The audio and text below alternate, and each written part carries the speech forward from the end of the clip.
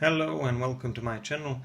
This is the second drawing of Rhona Mitra, the British actress. Let's have a look at the drawing process. I'm going to be using similar tools as with the previous portrait. Like I said, both of these were commissioned portraits, and I'm also going to be working on the same size of the paper. The size of the paper is 9 times 12 inches, and I'm mostly going to be using a combination of charcoal and graphite. I'm starting to work on a hair using a woodless charcoal pencil.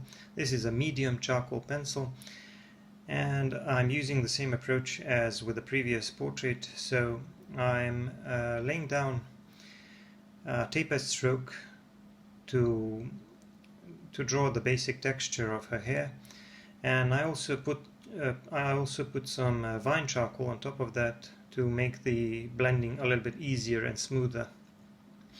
So after that I started blending with a brush, and I use a bristle brush for this. And the important thing here is that even when you start blending, some of those strokes and some of that texture still remains visible. That's why it's important to pay attention to the direction of your strokes, and it's important to try to create seamless transitions. And in order to achieve that, I use a tapered stroke, which is one directional, and I kind of go from darker areas to lighter areas, and once I start blending, I push the charcoal from the darker areas to the lighter areas, and I allow it to sort of meet in the middle, leaving those middle areas where the highlights are supposed to be a little bit lighter. And now I'm moving on to the eyes, also using a medium charcoal pencil, but on the hair, on some of the darker areas, I also used a touch of a soft charcoal pencil for the shadow areas which are supposed to be darker. So I'm working on the eye now, and one of the things that you need to keep in mind when working on the eyes is that, especially if your portrait is smaller, and this is a somewhat smaller portrait, the lines that represent eyebrows and eyelashes, you need to pay attention to the thickness, because if you make it too thin in comparison to your reference photo, you will fail to capture the likeness. So you can't usually draw every single hair in your eyebrows or eyelashes, so you need to try to represent the thickness and the volume of the eyebrows and the eyelashes by drawing these thicker lines around the eyes. Another thing to remember is that when you have a highlight in the eye, like I do here, you need to shade all of the eyeball so that the highlight would stand out. And I try to make the highlight stand out by reserving the white space, so I try not to cover it with any of the charcoal. Another thing that I like to do, and by the way, here I'm moving on to the nose, and here I'm using a combination of graphite and charcoal. Another thing that I like to do with the reflection in the eye is that I like to move the reflection slightly to one side so that I can emphasize the contrast between the pupil and the iris and the highlight in the eye.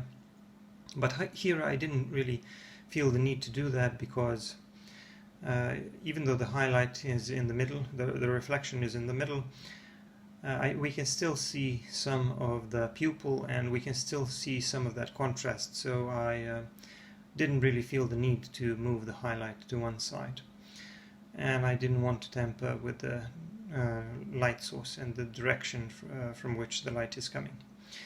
So now you can see that I'm starting to use more and more of this graphite pencil, and this is, by the way, Staedtler HB graphite pencil. The charcoal pencils that I'm using are Warrison woodless charcoal pencils. You can use any other brand of charcoal pencils or graphite pencils. My only criterion when selecting these pencils is that they can be sharpened easily and that they don't break. So that's the only thing I tend to worry about. So, like I said, I started shading the face a little bit initially with a graphite pencil, but because a graphite pencil alone would be too light, especially in comparison to the hair, because the hair is quite a bit darker. What I'll also be doing is pushing the charcoal away from the darker areas towards the lighter areas covered in graphite. And that way I will create midtones, and I will create a nice soft transition from the darker areas to the lighter areas. And another thing that I'll also be using, I'll also be adding a touch of vine charcoal to some of the shadow areas on the face, which need to have a little bit more value. I'm working on the mouth now, and this portrait is slightly different from the previous one because we are looking at the face from up front.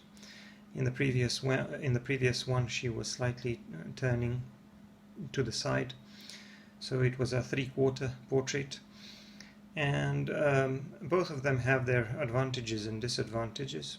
And now you can see some highlights on the lower lip. I try to again create some highlights there by reserving the white space, so I kind of try to shade all around the lighter area on her lower lip, and now I'm shading the area around the lips. So one of the things that you'll notice when you're working on the lips is that if you do the lips first, they will usually appear a lot darker than they ought to initially, but once you shade the face around them, once you shade the rest of the face, they will appear a lot lighter. So everything is relative when shading, because we can see the value through contrast. So an area can appear a lot darker if it's next to a much lighter area, but once you shade the area around it, it doesn't seem so dark after all. And now I'm shading the sides of the face, because if I don't do that, the face will appear too flat, and I have to do the same thing with the nose. So if you don't shade the sides of the face and the sides of the nose, what will happen is that these parts of the body will not only appear flat, but they will also appear too wide. So by shading the sides, we are kind of giving the viewer an idea of volume and shape, as well as depth. So I'm shading the area above the upper lip a little bit to define the nose and the lips a little bit more, and I'm doing most of this work with a graphite pencil. I also added a little bit more texture to the area around the nose and the cheekbones, because I think she has some freckles. As for the general structure of her face, she has a somewhat unusual face, because her face is a combination of some, I would say, feminine and masculine traits. So her cheekbones and the eyes are fairly feminine, and the nose as well, but the jaw and the muscles around the mouth are kind of a little bit stronger, so almost appear a little bit masculine. And as for the lips, I'm not really sure if they're natural, but I just try to shade them and draw them to match what was in my reference photo. So I'm finishing the other eye now, and you will often hear portrait artists stress the importance of working on both eyes at once. I tend to agree with that, even though I don't always stick to that rule. Sometimes I just start on one eye and then I shade the left side of the face, and then I move on to the other eye. So what I'll often do is I'll go back and forth, and once I finish both eyes, I'll just make some minor adjustments on the other eye as well. And one of the things I like to do in order to avoid any distortions is I like to look at my drawing in a mirror, and that way you can look at your artwork almost as if somebody else drew it. So you can see some distortions or mistakes that you kind of don't see the way when you keep looking at your drawing. By the way, you can see that I have pulled some highlights here using a pencil eraser. And for highlights and for erasing, I use a combination of a kneaded eraser and a pencil eraser. The kneaded eraser that I use is a Faber-Castell kneaded eraser, and the pencil eraser is a Koh-i-Noor pencil eraser. I use it to erase finer lines and finer highlights, like for example the lighter area in the middle of her nose or on the tip of the nose and things like that. It's basically an eraser and a pencil, and you can sharpen it like a pencil. So I'm trying to define this area on the right cheek, or her left side of the face, because she has those dimples and the cheeks when she is smiling, and like I said, she has a fairly strong jaw and prominent muscles around the mouth. So I need to create enough contrast in my drawing to be able to convey that to the viewer. And you can see that most of the shading process now is a combination of me using the blending tools to push the graphite and charcoal around, and going over some of these areas with a graphite pencil to refine the shapes. And don't worry about combining the graphite pencil with charcoal. They can actually combine pretty well, but you have to understand you have to understand how each of these tools work, and it takes a little bit of practice to get used to them and to learn how to combine them. So here I'm now moving on to the shoulder and her hair. She has very long, voluminous hair, and I'm also going to draw a few of these flyaway hairs on the left side of her hair, because I want to make the hair look as organic as possible, so I can't make it look too neat and too smooth. So I'm going to break the hair into a lot of these smaller segments, because the hair is kind of scrunched near the end and kind of wavy, and it's more straight near the top of the head.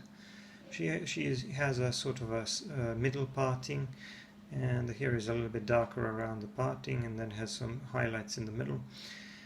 So I shaded the shoulder now, and I'm going to be moving on to the chest area, and I'm just putting in some suggestions of basic anatomy here around the collarbones and the pectoral muscles and things like that. But I don't really need to do too much to this area, because a lot of it is going to be obscured by this large volume of her hair. As you can see, I am going to fade the lower portion of the drawing, so I'm not going to draw every single detail, especially on that lower portion of her hair, because I'm creating a portrait vignette, as I normally tend to do with portraits. I like drawing these vignettes. And I also talked about the advantages of vignettes when you're drawing portraits. So now I'm moving on to the other side of her hair. I'm moving on to the right side of the hair, or her left side. And I'm going to try to do the same thing. I'm trying to break the hair into these segments by defining the shadow areas in between these segments. And once I do that, I'm doing this, by the way, with a medium charcoal pencil. And once I do that, I'm going to cover it a little bit with some vine charcoal to make the blending smoother. And then I'm going to do some blending with a brush, because brushes are my favorite tool for blending when I draw hair. And then I'm just going to add some tiny details in the form of some flyaway hairs and maybe some highlights here and there. But I'm mostly going to do those flyaway hairs with a graphite pencil, because these are very thin and fine, and I don't want them to stand out too much. So you can see I did some shading on the rest of the body, but like I said, nothing too complicated, just a little bit of shading around the chest and the collarbones and the neck. And here I'm trying to draw some pattern on her dress, because it's a vignette. I don't really need to put in too much detail. I'm just putting down some suggestions of shapes that I can see in my reference photo, but I'm not really going to do too much. She was also wearing some kind of a long and complicated necklace, so I decided to omit that, because I couldn't really understand all of the shapes, and I couldn't make out everything in my reference photos, so I decided to omit it and leave it out. And I'm just going to put in these nice earrings that she's wearing, but I'm going to simplify those a little bit, as you can see. So I'm trying to do the same thing with the hair on the right that I did on the left. I am essentially trying to give that hair a little more structure and depth, and I've also put in a little bit of soft charcoal pencil in the darker areas or the shadow areas, and to make the blending smoother I added some vine charcoal. Vine charcoal allows me to create these smoother transitions, but it also allows me to move the compressed charcoal on the paper a little bit easier because it creates some additional traction. So I'm cleaning up the area around her face. I just want to do some final touches when it comes to shading her face. But I'm also using a pencil eraser to pull some highlights and maybe do some refining on the face.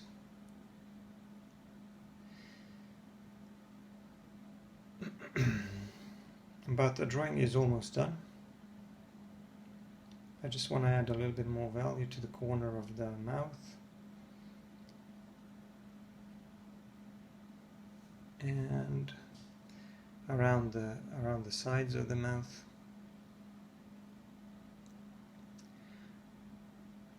I don't really need to do too much. Maybe I'm just going to enhance the shadow under the nose a little bit. I don't need to do too much to the rest of the body and the dress. Like I said, it's a vignette. I put my signature in the lower right corner, and now the drawing is finished. So I hope you enjoyed this time-lapse narrated version of my portrait of Rhona Mitra, the second one. I'm going to see you in the next video. That's it for now. Thank you for watching, and bye.